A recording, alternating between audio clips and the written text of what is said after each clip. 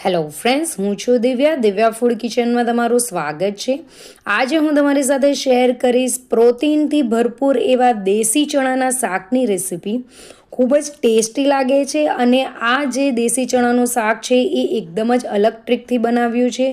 તો તમારા ઘરમાં જ્યારે કોઈ પણ શાક નહીં હોય અથવા તો કંઈક અલગ ડિફરન્ટ ખાવાની ઈચ્છા હોય તો એકવાર આ શાક જરૂરથી ટ્રાય કરજો, બધાને બહુ જ ભાવશે અને આ શાક તમે ગમે તેની સાથે પણ ખાઈ શકો છો। તો ફ્રેન્ડ્સ, ચેનલ પર નવા હોય તો ચેનલને જરૂરથી સબસ્ક્રાઈબ કરજો। તો સૌથી પહેલાં અહીંયા મેં 2 કપ દેશી ચણા લઈ લીધા છે। તેને મેં બરાબર પાણીથી વોશ કરી દીધા હતા અને તેને 5 થી 6 કલાક માટે પલાળી દીધા હતા। જો તમારી પાસે 5 થી 6 કલાકનો ટાઈમ નહીં હોય તો તમે આ દેશી ચણાને ગરમ પાણીની અંદર 2 કલાક માટે પલાળી શકો છો। તો હવે આ દેશી ચણાને આપણે બાફવા માટે મૂકવાના છે। તો આ કુકરની અંદર બધા જ દેશી ચણા પાણી કાઢીને એડ કરી દેવાના છે। બધું જ પાણી આપણે કાઢી નાખવાનું છે। ત્યાર પછી તેની અંદર 1 ચમચી જેટલું મીઠું એડ કરી દેવાનું છે। મીઠું તમે તમારા ટેસ્ટ મુજબ એડ કરી શકો છો। અહીંયા ફક્ત મેં 1 ચમચી જ એડ કર્યું છે। તેની અંદર ચણા ડૂબે તેટલું પાણી આપણે એડ કરી દેવાનું છે। ત્યાર પછી તેની અંદર 1/4 ટેબલસ્પૂન જેટલો સોડા એડ કર્યો છે, જેનાથી આપણા ચણા બધી જ સરખી રીતે ચડી જશે। તો બધું બરાબર હવે મિક્સ કરી દેવાનું છે। મિક્સ કર્યા પછી ઢક્કન ઢાંકીને 1 વિસલ ફાસ્ટ ફ્લેમ પર બોલાવવાની છે અને 2 વિસલ લો ફ્લેમ પર બોલાવવાની છે। આ રીતે જ્યારે તમે ચણા બાફશો તો ચણા એકદમ પરફેક્ટ રીતે બફાશે અને ન તો એ વધારે મેશી થઈ જશે કે ન તો એ કાચા રહેશે।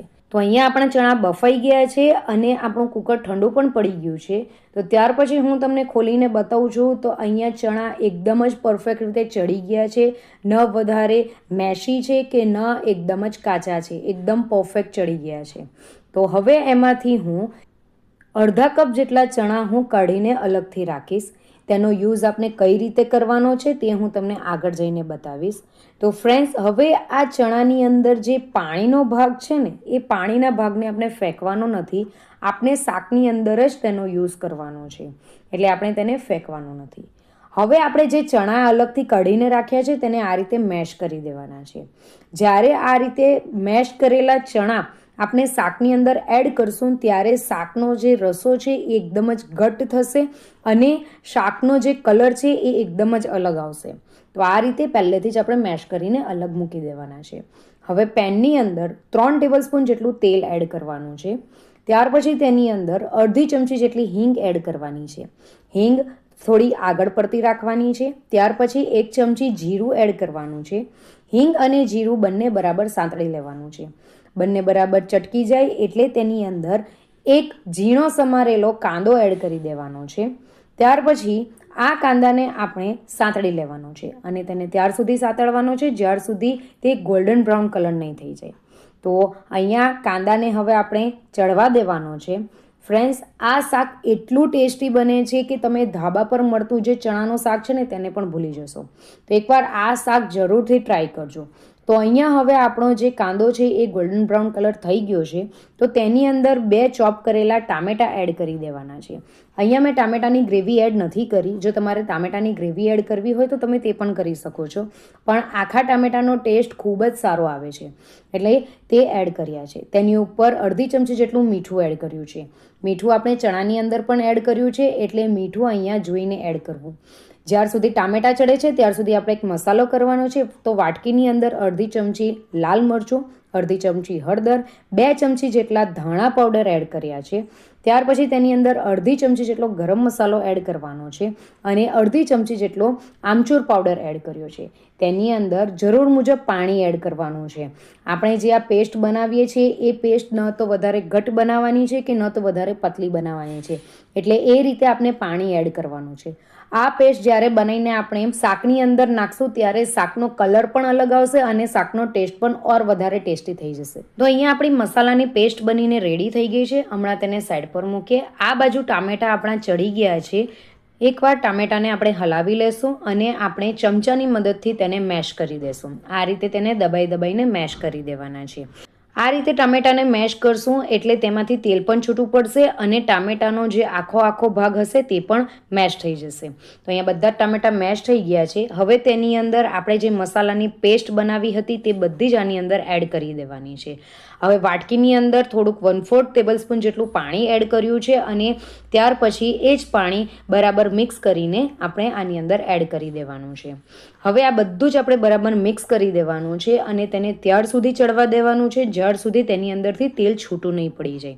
તો ફ્રેન્ડ્સ, આ રીતે આપણે કરશું તો તેલનો ભાગ પણ છૂટો પડશે અને આપણો જે ટેસ્ટ છે એ પણ ઓર વધી જશે. તો તમે જોઈ શકો છો કે તેલ પણ છૂટું પડી ગયું છે અને મસાલાનો કલર પણ ચેન્જ થઈ ગયો છે. તો હવે આની અંદર આપણે જે મેશ કરેલા ચણા રાખ્યા હતા તે એડ કરી દેવાના છે. આ ચણાને આપણે એક વખત હલાવી લેશું અને તેને પણ આપણે 1-2 મિનિટ માટે ચડવા દેશું અને તેલ છૂટું પડે ત્યાર સુધી આપણે તેને ચડવા દેવાનું છે. તો બધું જ બરાબર મિક્સ થઈ ગયું છે અને થોડી વાર પછી તમે જોઈ શકો છો કે આજુબાજુમાંથી તેલ પણ છૂટું પડવા માંડ્યું છે. તો પરફેક્ટ કલર પણ આવી ગયો છે. તો હવે આની અંદર આપણે જે બાફેલા ચણા રાખ્યા છે તે આપણે એડ કરવાના છે. તો બધું બરાબર મિક્સ કરી દેવાનું છે અને ત્યાર પછી તેની અંદર બાફેલા ચણા એડ કરી દેવાના છે અને તે પણ પાણીની સાથે જ એડ કરવાના છે. આપણે અલગથી પાણી નાખવાની જરૂર નહીં પડશે. આની અંદર જે પાણી એડ કર્યું છે તે જ પાણી આની અંદર એડ કરી દેવાનું છે.